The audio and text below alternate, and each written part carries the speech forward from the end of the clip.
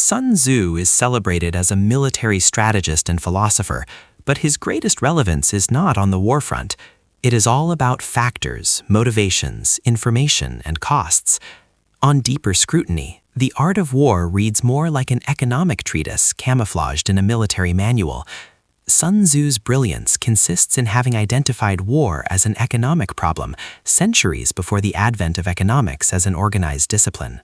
The challenge is to manage limited factors, avoid waste, coerce the enemy into bankruptcy without having to suffer that fate himself, and convert information into a force multiplier. A technically correct attack takes longer than a technically correct defense. In The Art of War, Sun Tzu starts with a premise that is economically very basic, yet revolutionary for the time he was writing. War is expensive, and long wars are destructive to the state. It's a truism, but for a king from ancient days, this was a revolutionary idea. Many ancient rulers believed that war was a source of glory, of tribute, of deity's favor. Sun Tzu turns this equation inside out, treating it instead like a cost center. Every army costs grain, metal, labor, livestock, and time. Each expedition means fewer workers tilling the fields, trading goods instead of waging war. Each moment lost means costs compounding. If your strategy is not flowing smoothly, then your strategy is wrong. So Sun Tzu's point is simply this: a state which fails to recognize the cost of war will in the end destroy itself, no matter how many battles it wins. In modern speak, what Sun Tzu is saying is this: avoid negative expected value plays. A victory isn't a victory if it costs more than it's worth. This directly imports into his fixation on speed. Speed is not a metaphor for aggression, it is a metaphor for burn rate. An army on campaign is a negative investment that creates nothing and consumes anything. This debt it racks up against the future vigor of the state, the longer it persists. There is a lot of repetition in the importance for decisive action, speedy resolution, and avoiding protracted battles. Financing considerations make this cash flow management.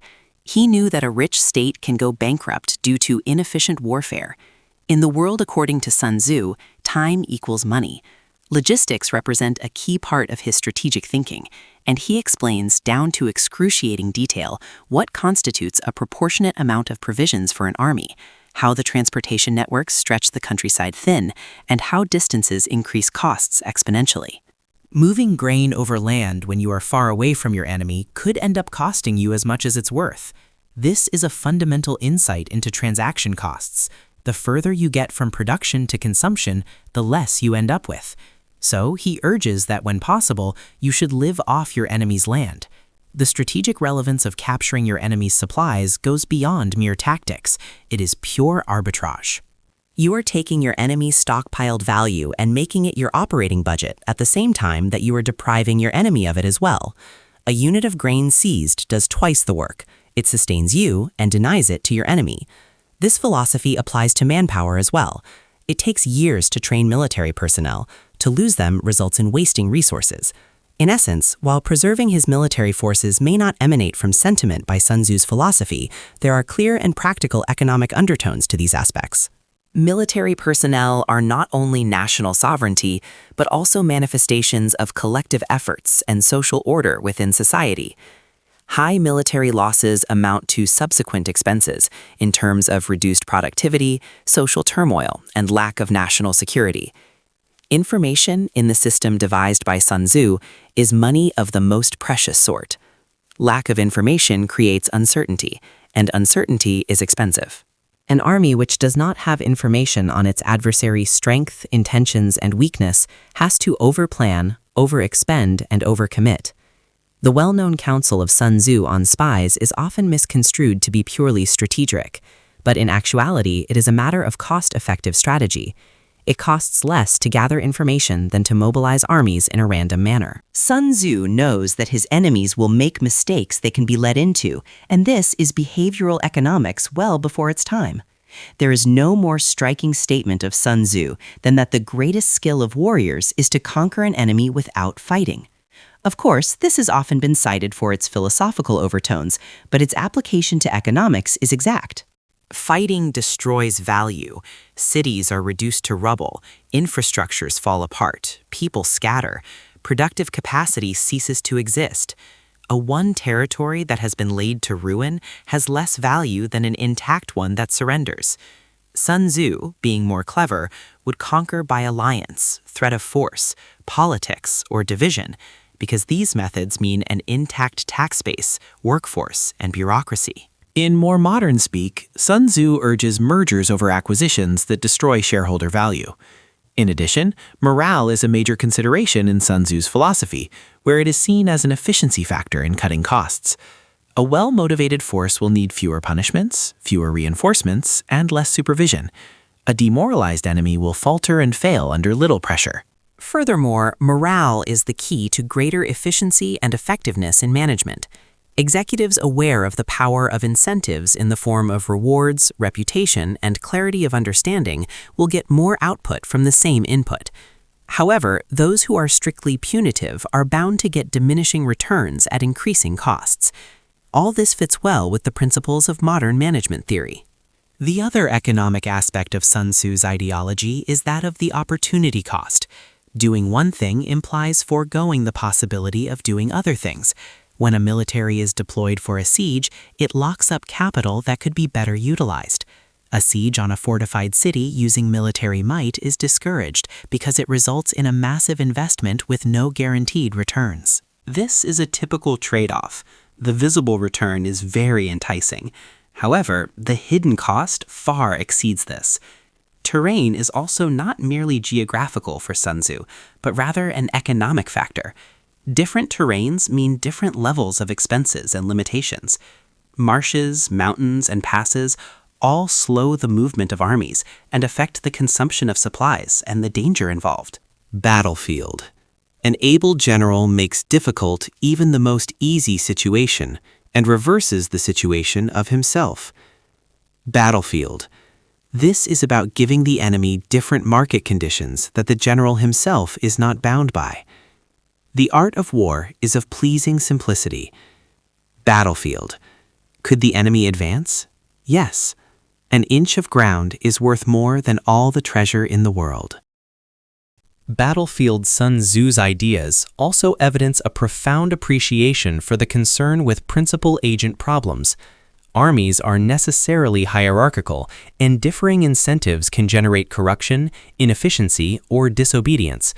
Sun Tzu emphasizes strong chain of command, stable rewards, and predictable punishment, not because Sun Tzu is a stern leader, but because a lack of clarity breeds inefficiency. When leaders are working on behalf of themselves rather than the state, then resources are inefficient and goals are unclear. Efficiency in governance is, for Sun Tzu, a key component of battlefield victory. Flexibility is the other key economic tenet that runs through all of Sun Tzu's ideas. Fixed plans resemble empty vessels. Even water will run out from them. A wise commander is flexible. He observes the conditions of the enemy. He does not stick to doctrine.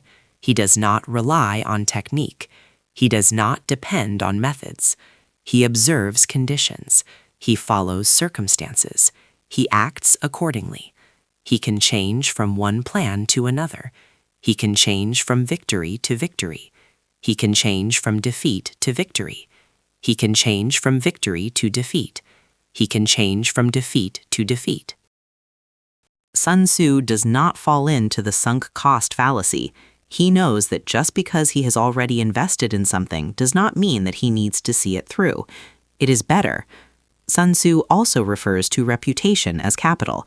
It is a principle of heaven to save all forms of life.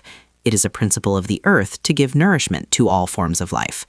A victorious army is like a high mountain. It is hard to reach, but even easier to hold once reached. A routing army is like a broken waterfall, violent and hard to stop once it begins. A reputation for swift and efficient victory demoralizes opposition.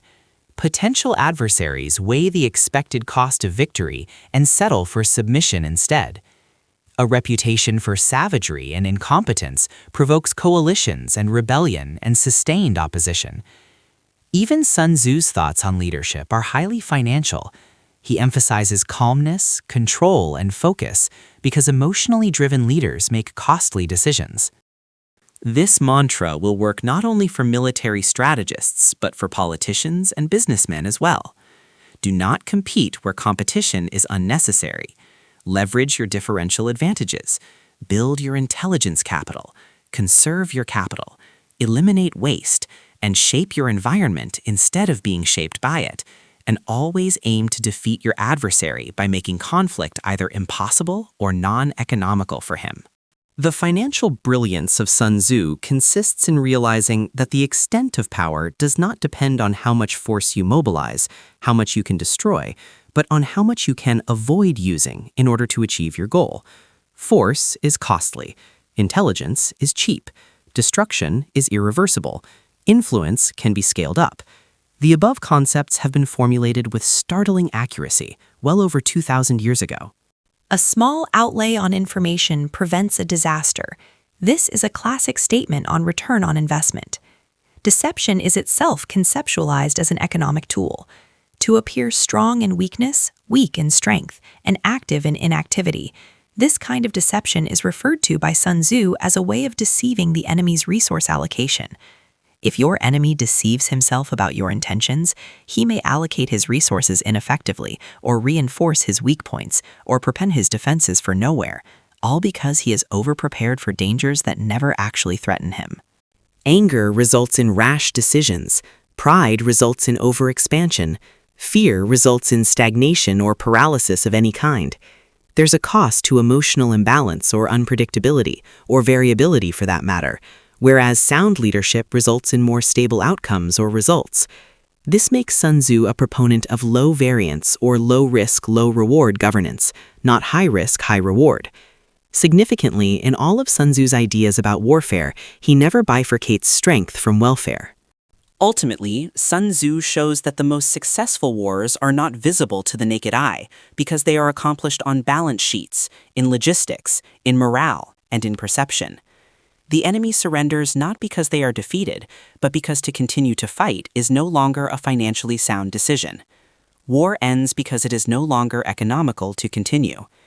This recognition of truth is what makes Sun Tzu not merely a great war strategist, but a great financier hiding in a military uniform.